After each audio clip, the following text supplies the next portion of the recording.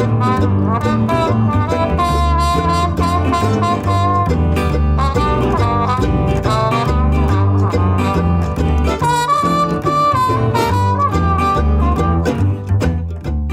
plant fans, it's On The Ledge podcast and I'm Jane Perrone coming at you with my brand new logo.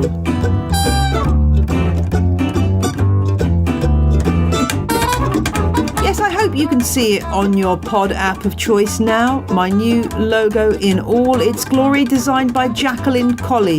Thanks so much to Jacqueline, who did a fantastic work at embodying the essence of On The Ledge.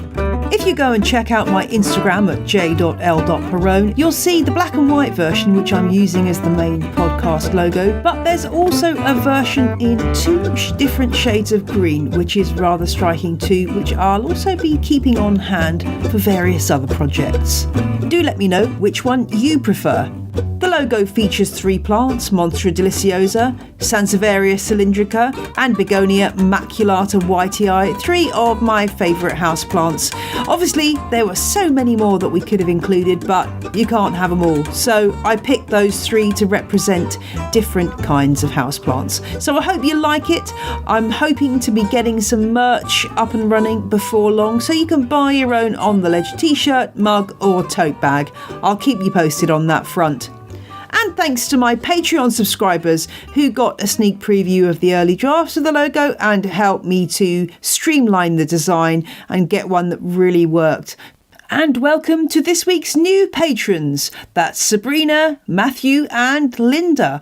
Thanks so much to them. And if you want to find out how to join Patreon and support On The Ledge, take a look at my show notes at janeperrone.com. And this week I'm kicking off with a question about plants for dark and poorly ventilated spaces. And then I'll be bringing you some more insights from my Dutch trip. We'll be finding out why it's the Koreans who are the best at cactus grafting and why smaller is better when it comes to breeding agaves. But first, we're mixing it up this week, so let's deal with our question. It comes from Fatma. She wants to spruce up the place where she lives, which is rented accommodation. And she's worried because it's got terrible ventilation and some areas, especially the staircase, get very little sunlight. She's trying to find plants that can survive in these areas and will help to clean the air, but she can't find enough material or resources. She wants to put a plant in her room and the bathroom. Both have windows, but also radiators. She doesn't want to get plants that won't be able to survive, and she wants to be able to take care of them. Well, Fatma, I'm sure I can help. There are many aspects to this question and it's difficult to know where to start, but let's start with ventilation. Poor ventilation can be a problem for some house plants that are likely to get things like powdery mildew. I'm thinking of things like, well, prime candidate might be something like an impatiens or a begonia. These plants tend to succumb to powdery mildew, which looks like a kind of dusting of white on the surface of the leaves. It's a fungal infection, and this often happens when the plant isn't getting enough air circulation. So I'd avoid those kind of plants. If you want to improve the ventilation, well, of course you can always open a window. I guess on a staircase that's not so easy. You can also introduce some fans into the environment just to keep the air moving. Make sure they're not trained on the plants but on the air in between.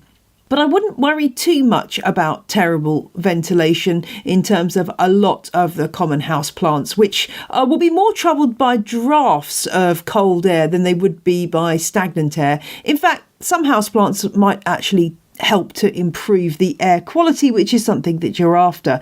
I should say I've got an upcoming episode which is going to major on this issue, how to improve air quality with houseplants. And I'm talking to a researcher who's been studying this, looking at how VOCs, volatile organic compounds, in other words, air pollutants, can be removed by houseplants, or at least some houseplants, and also how CO2, carbon dioxide, can be processed by houseplants.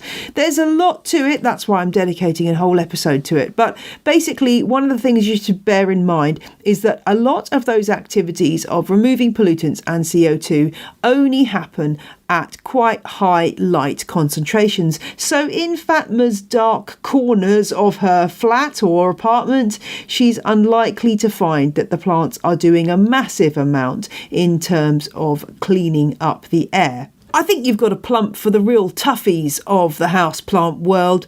I hasten to go on again about Aspidistras. In fact, just to say, if you do want to hear me talk a bit more about Aspidistras again, tune into the Hot House podcast, which I'm featuring on this week. I'll put the link in my show notes, or just Google Hot House Jane Perrone and you'll find me there. It's a chance for me to bang on about my favourite topics with the lovely Leah Cherner. I do recommend Hot House as a fantastic planty podcast, so do check that out. Although you don't have to start with my episode, of course. Anyway, back to Fatma's question. Yes, Aspidistras would be good in this kind of environment because they are plants that survived the terribly polluted air of the Victorian home. So they will be absolutely fine in the stagnant air of your place, Fatma. And they also won't mind the low light conditions much either. Try to keep the plants far away as possible from your radiators. The death knell of any houseplant is being sat on top of a radiator. That dry heat will kill most things pretty fast. Interestingly, peace lily or spathiphyllum is one of the best plants for removing VOCs and CO2 from the air, but it probably won't do a lot in low light levels, but it will survive in low light levels. So I definitely say peace lily is a good choice. Another surefire hit is Dracenas. I'm going to be talking a bit more about these in a little bit when we get to talk about my visit to Vireo Nursery, but there's some lovely forms of Dracenas coming through now, and these plants really are tough as old boots. Dracena Marginata is the classic one, also known as the Thai tree or the dragon tree, with its scaly trunk with a top knot of thin strap-like leaves edged in red.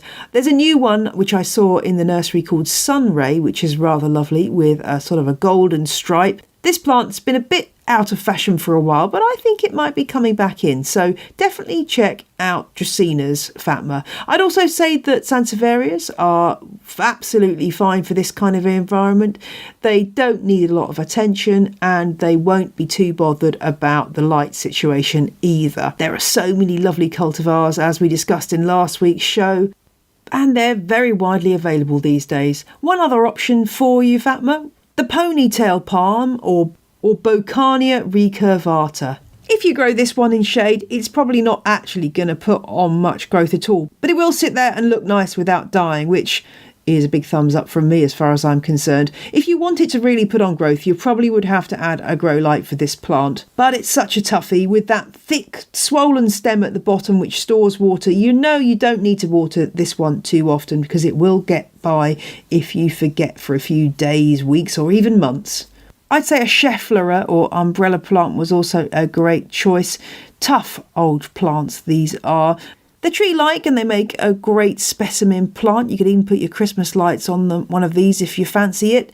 But they really won't be bothered by the air issues and the lack of light that Fatma's talking about. For the bathroom, well, there are many options here. I'd say that probably you could certainly keep a Phalaenopsis orchid, a moth orchid, in a bathroom for a good amount of time. Ultimately, it would probably need to move to a place that's better lit, but it could certainly survive for a few months, and particularly if it had some flower buds already on it, you could survive for a few months in those lower light conditions. Just keep it away from the radiator and make sure it's getting wet at least once a week so that those silvery roots turn a bit darker colour, and that way you know that it's had enough water. Check out the moth orchid episode. That's on the ledge number 65 for more details on those. If you've got any suggestions for what Fatma should be growing, then please do let me know, and do look out for the upcoming episode where I talk about plants and air quality with PhD student Curtis Gubb. Thanks for your question, Fatma. I hope that helps. If you've got a question for On The Ledge, drop me an email to ontheledgepodcast@gmail.com.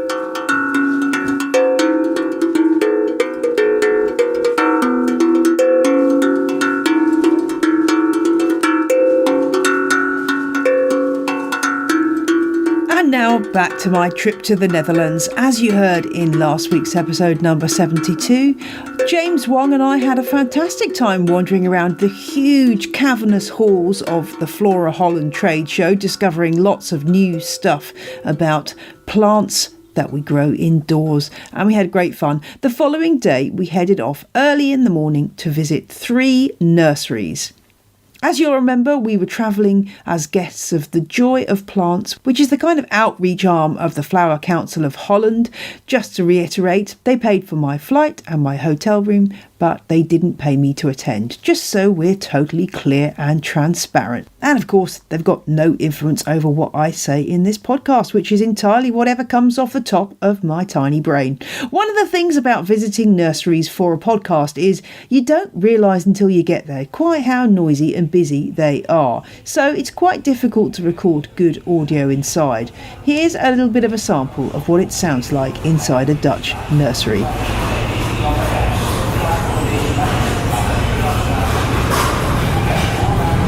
This was the first nursery we visited early that morning, De Amstel BV, in the town of Aalsmeer in the Netherlands, aka the flower capital of the world, because just down the road is the huge flower auction, which sends plants and flowers all over Europe and beyond.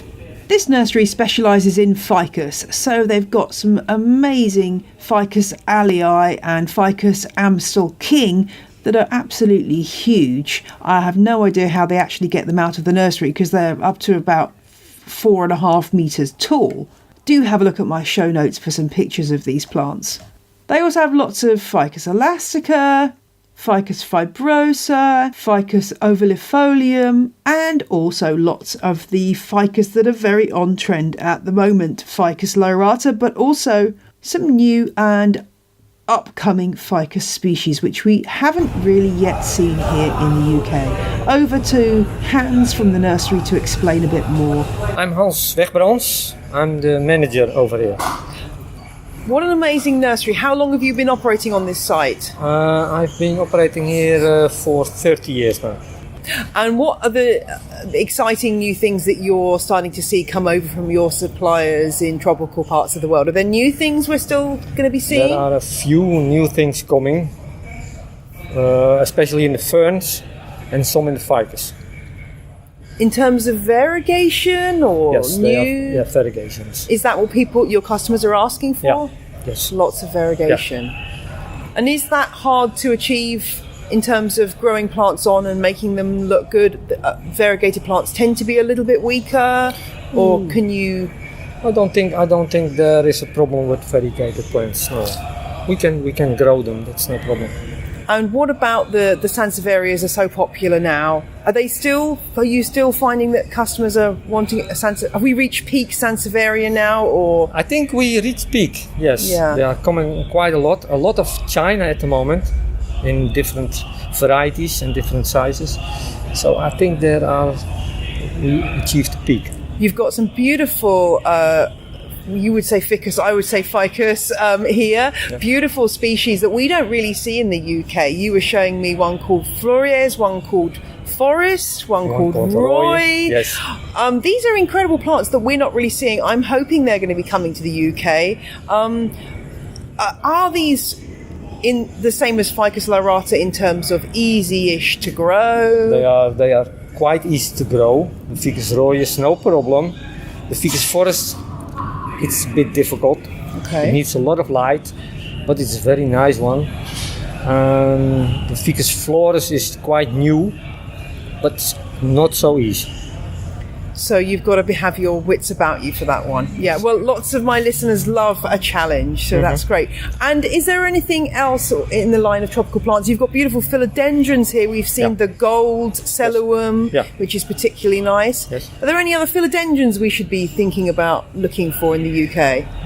What about stingray? I saw that yesterday at the show, the Flora Holland show. Is that one that's you're growing? Yeah, it's new growing. It's not for us, but it's new growing. Yes. Right. Yeah. And there are so many different species of philodendron. Presumably, there's more for us to. There's more. Must be another area of growth. Yeah. Yeah. You have to go to another grower. Yeah, yeah. Well, thank you so much for showing us around. It's absolutely beautiful here, and it's very inspiring, and it's making me want even more plants. Do check out my show notes for some pictures of those incredible Ficus, Roy, Flores and Forest. I really hope I get the plants labelled right, because we saw so many plants and I took so many pictures. But do look at the show notes and you'll see exactly what I mean about these beautiful broad-leaved Ficus, like Laurata, only that bit more stylish. I've said a cat amongst the pigeons there, haven't I? Anyway, let's hear what my travelling companion, Mr. James Wong, thought of the whole place. James, it's always hard recording in nurseries because they always have lots of radio on in the background. I'm realising this the more nurseries I go into, but I just wanted to get a couple of minutes with you talking about what we've seen so far in this nursery, which is amazing. There's a lot of ficus in here. There's a lot of fascinating philodendrons that we've already seen. What struck you so far? Yeah, there's no seer on, which is an unusual change. What I think is great about this nursery is just, well, A, the total size of the place, and B, some of the sizes of the plants. So it's mainly ficus. We're standing in a vast greenhouse here with a canopy of ficus trees, some of which are getting on for like 20 years old.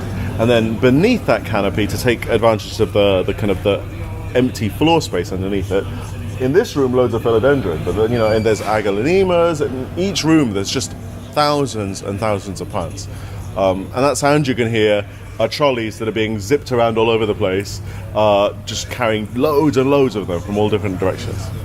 I really want to go on those trolleys. I'm such a child. I do as well, but even though they're on a rail, I'd totally crash it. Yeah, exactly. What's fascinating to me is just, despite the fact that in the UK we're limited to maybe 3, 4, if we're lucky 5 different types of ficus, here we've seen at least 10 different types of ficus, some of which I've never even heard of. What does this mean? Why is this so, that in the UK we're kind of limited as to what's available? And I'm sure also in the US too that's probably the same. That I don't know. I definitely know in excuse me. I don't know, I definitely know in Holland that they're unbelievably innovative and creative, and they're all about what they call the novelties, like the new product introductions. And in the UK, those very, very rarely make it over. When I used to come here a lot to buy tropical plants for a lot of the gardens I designed at Chelsea, basically 5% of what was made in Holland in terms of the variety was making it over. Huge volumes, but of a tiny handful of species. And I always wondered, I used to ask the growers why, and they were like, British people are just conservative, and they want to stick to Kentias and Phalaenopsis. And I said, that can't be the only reason. Like, they must compete with each other. They must be wanting to buy other things. And they're like, no. They've decided what the market wants, and that's what they're providing them. Oh, another trolley's coming through. yeah. And what's happening now, wait for it to go. Place is super busy. What's happening now with this flowering of lots of really small indie garden centres for houseplants, particularly in East London, is in those places they're suddenly being much more open-minded, and you've started to see some of the real novelties here I have seen in London, but one in a next to a hipster coffee shop in the deepest, darkest depths of East London. All the big multiples will stick to the same 5 to 10, and that's it. Well, let's hope that we can engender some change and see things like that amazing philodendron Celyrium gold that we just saw, with the amazing neon green / gold leaves. Looks like it's from Mars. You can't believe it's a real plant. And yesterday we saw the stingray, which again I've only ever seen, I think North One has it, I think. That's an amazing, the leaves look like a stingray. That's an incredible plant. I think what's driven a lot of the trend for houseplants is their availability. So 10 years ago I didn't have very many houseplants, even though I've always been obsessed by them, primarily because I can't get excited about a Kentia palm. I can't really get excited by yet another white Phalaenopsis. You've got it in for the Kentia palm. I love them. I love them in when they're a certain size, when they're mass and they've got a trunk and stuff, they're beautiful. When they look like there's something that might as well be plastic that's come off a production line, then it doesn't have that wild, natural feel, which is what I think we're looking for with houseplants, a piece of nature that's come into your house. If you're getting a regular Kentia palm, there are people that like them, but there's so much more in the ice cream shop than vanilla, and they're very vanilla. Well, I can die happy now, having seen a large specimen of Bantel Sensation. I didn't steal any. I was very good, but apparently. It doesn't And literally seem, there was just one. There was just one. That plant, God knows why. The Hans, the nursery guy here, didn't seem to know either why this plant is so exclusive and hard to get. But I'm going to keep up my search. Do you know, if you keep talking about it, everyone's going to want it. And then, like, they'll be like the new Pilea peperomioides. Everyone will have one. That is my plan. Perrone mania. That's what you're going to start. Yeah, I know. I'm banging on about Bantel Sensation again. I really am obsessed with this Sansevieria. But this guy, Hans, he had 2 huge specimens in his nursery, but they didn't seem to be being produced for the mass market. So who knows quite what the mystery is with this plant. If you've got any insight, do let me know. I'd love to hear from you. Next, we headed off to Ubink, a cactus and succulent nursery that's been in the Ubink family for generations. And to show us around was Hert Ubink, who is one of the brothers who runs the nursery. And it was a fascinating insight into how cacti and succulents are produced. Ubink has a base out in Tenerife in the Canary Islands, which makes perfect sense when you think about it, because out there they get 11 months of growth out of their cacti and succulents, whereas in the Netherlands that might only be 5 or 6 months. So they grow a lot of their plants out there to get the maximum possible growth in the least amount of time. And 13 million plants a year are sent out from that Dutch nursery. Many will have spent a lot of time growing in Tenerife and then are brought over to the Netherlands to be got ready for sale. The first part of the nursery we visited was a forest of hugely tall, beautiful cacti and euphorbias. Some real monsters in there. Golden barrel cacti, columnar cacti, and apparently a lot of these really big cacti and also the large agaves are sold by Ubink to places like UAE and Dubai, where they get used as roadside planting, which makes perfect sense. But it was also interesting to see Ubink's breeding program, and one of the highlights of the visit there was visiting the benches on which the unusual plants, the mutations that emerged during propagation of cacti and succulents, were placed, and this was a real treasure trove. Sometimes these are just plants that are spotted amongst the general population, something a little bit different, perhaps some variegation or an unusual shape. These are then placed on this special bench, and at some point or other they are separated out, or to do some propagation of leaves in the case of succulents, with the possibility of ending up as a mass-produced plant in this huge nursery. That process might take up to 10 to 15 years with cacti. It's a lot quicker with succulents, which of course can be reproduced just from a single leaf cutting oftentimes. It was interesting to hear from Hert what he is finding that people are interested in these days. Spineless cacti are something that people are asking for increasingly, because lots of people don't want their children to hurt themselves or live in a limited space where spines can be an issue if you brush past. So he's trying to develop lots of spineless cacti. He's also trying to develop a smell-free Stapelia. Yes, that may sound like a contradiction in terms. We talked about this succulent recently, which trades on its stinky flowers in the wild, but although it's a beautiful flower, that smell puts a lot of people off. So Hert is working on a new cultivar that won't put out such a smell. Here's a little excerpt of our trip around the nursery with Hert, talking about non-stinky Stapelias and Compton Carousel. We are trying to get Stapelias without smell. Mm-hmm. Oh, yes, interesting. Yeah. Interesting. And how is that going? Now, making crossings from Stapelias. So we have Stapelia. They are there. You can smell them. Actually, you cannot smell them. Yeah. And we make crossings with this variety and other varieties, and then we see if it's getting better varieties which are not smell. Mm-hmm. I kind of feel a bit sad for the Stapelia though, because it's like, this is me getting all whimsical, but that's their thing, being stinky, and poor Stapelia, it's kind of like, I can't smell anymore. Yeah. That's just me being whimsical, but I don't know. then again, I can see why that would be. It's a beautiful plant. It would sell in the store. It would sell. Like in the store, people are more likely to buy it with the flower on, but not if they can smell it. No, that's exactly right. You can see the market sense completely. Yeah. These are amazing as well. Yes, this. What is this? Look like they're in flower already. Is this another development of yours? Yes. And what have you? Has it got a name? Is it, or are you still? A sunrise. Ionian sunrise. It's coming next year summer. We're starting to sell the first one. Beautiful. And is that on the end there? Is that Compton Carousel or is that? Compton Carousel. People go nuts for that in the UK. Yes, I know. They go. I mean, can you sell that for a really premium price?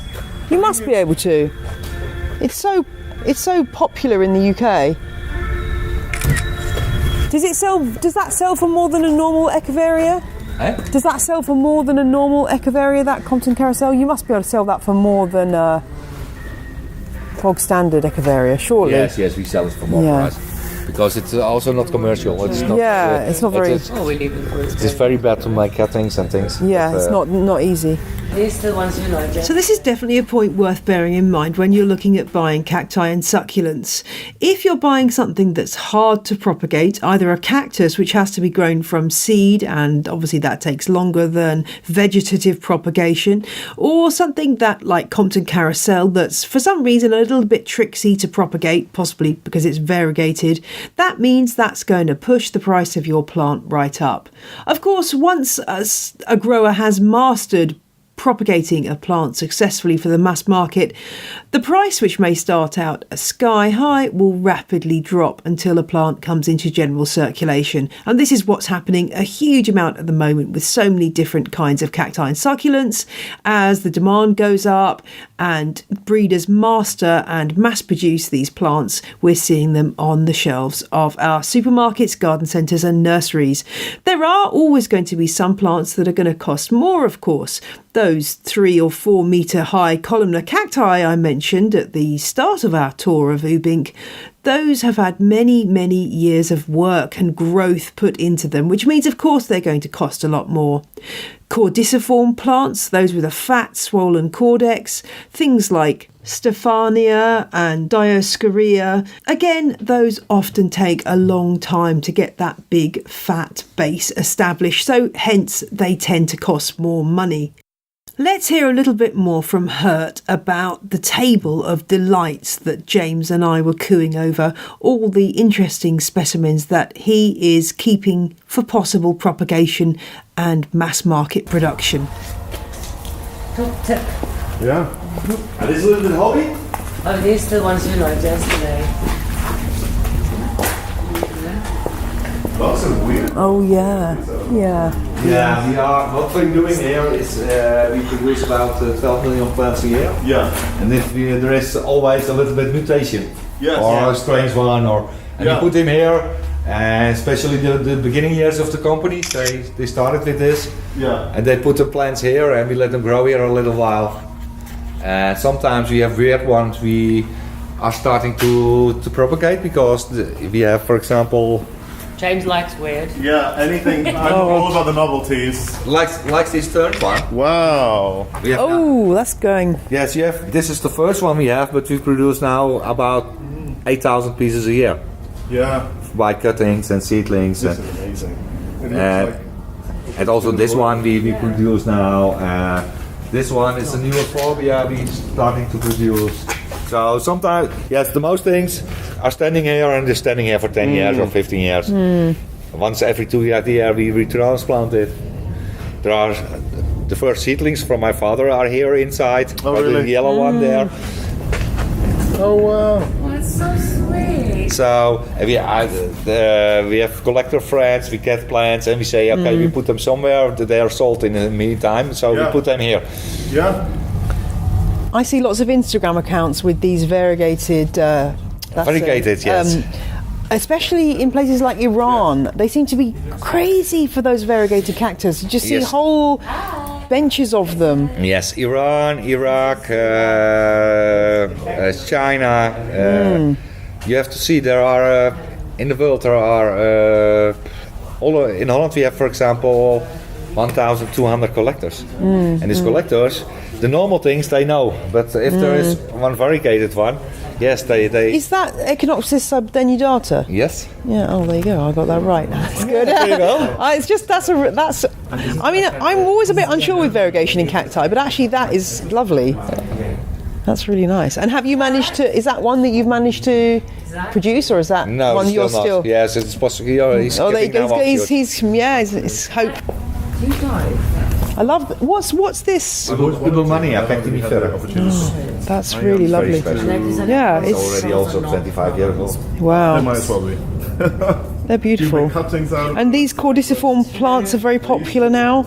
Again, I'm seeing that. We do not much in it. Well, I mean, presumably, takes a long time to get a caudex like that. Yeah, it's and growing and to get the seeds. Yeah. And there are still a few people who imported for the bulbs from other countries, but we say yes. We do not do it ourselves because sometimes it's good, sometimes it's illegal, sometimes. Yeah. And if you are a company like this, you have to take care that. Of you are course, doing everything straight. of course. They've even got the Ripsalis flowering over there. That's a nice little agave there. Lovely. Do you know what agave that is? Yeah. I like the stripe. Agave Lofanta. Lofantha. Ah, okay. I've recently got a bit agave obsessed. I've been given a. We're starting up also build up a new group of agave varieties in Tenerife. Oh, okay. So take a photo of that. We try to make agaves in the size about 13 centimeters. Getting them more for the. Who keeps compact and Yeah. not getting much more bigger as 40 centimeters. Right. Because if they put them in the outside in the garden, if you get a huge thing, you Yeah. bring That's them under in some. The huge varieties we sell a lot to Arabic countries for road planting. Yeah. But the small varieties is for North Europe very interesting. Yeah.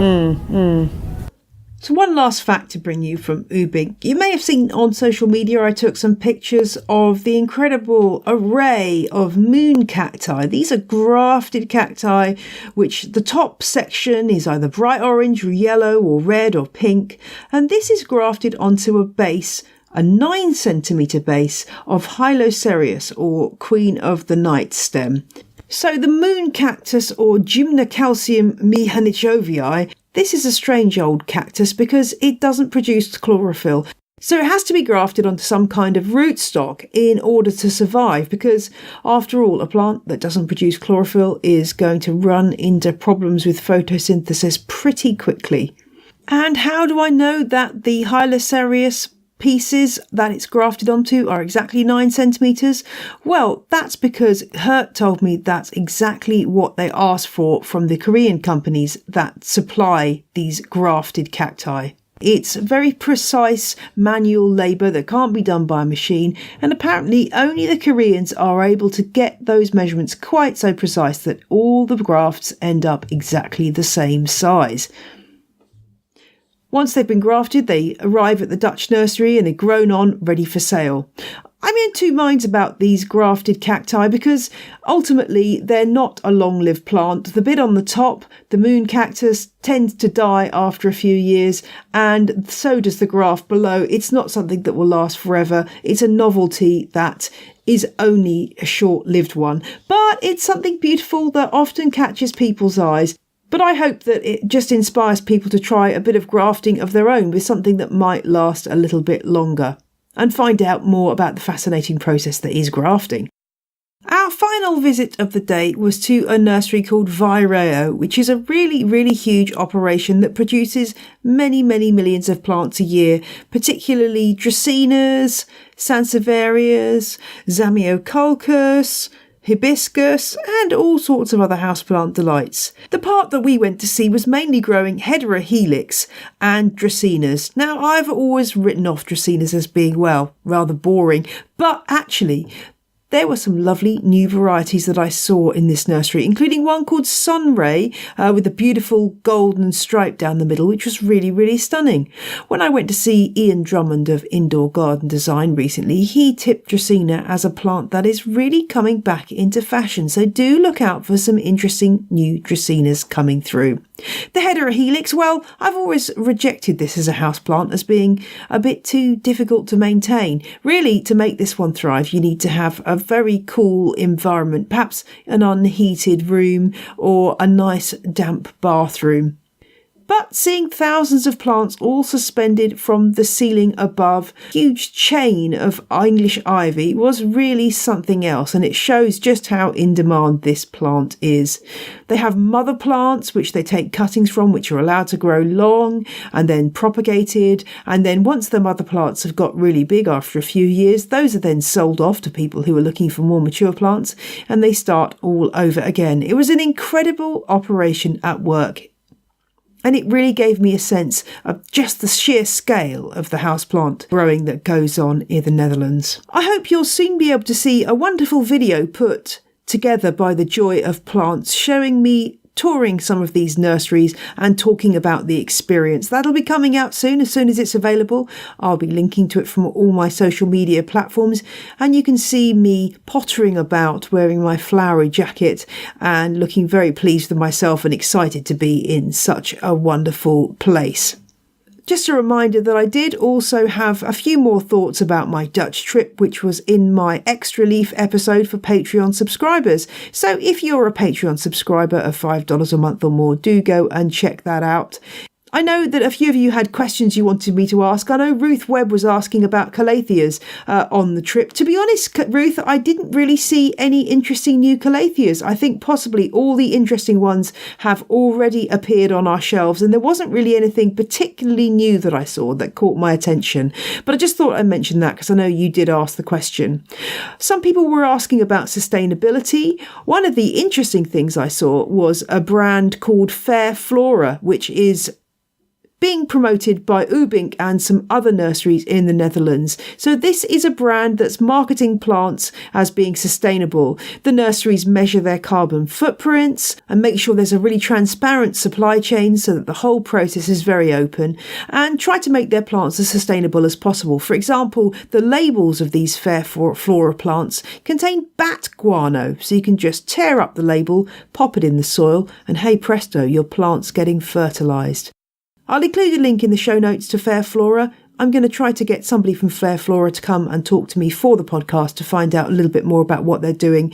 But it was really encouraging to see how sustainability issues are really taking centre stage in many of those nurseries, and I'm hoping to come back to that issue in future shows.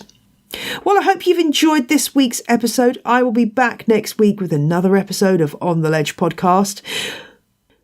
I got an email the other day from somebody who was telling me about a disappointing plant buying experience they had, and I dropped her a line back and she replied, "Blew my mind that you responded personally." Well, you know what? I do try to respond to every message I get. I don't always manage that, but you should get a reply from me if you send me a message, and I love hearing from all of you, so please do get in touch. If you're not sure how to do that, check out the show notes for full details of where I am at. That's it for this week. Hope you have a fabulous week and keep your houseplants moist, but not too moist, and marvellous. Bye!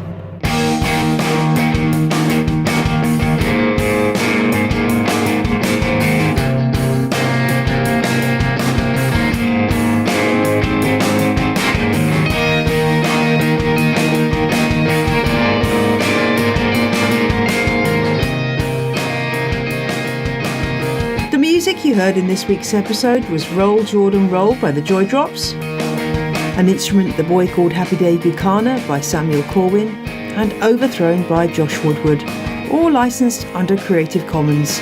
See my website for details.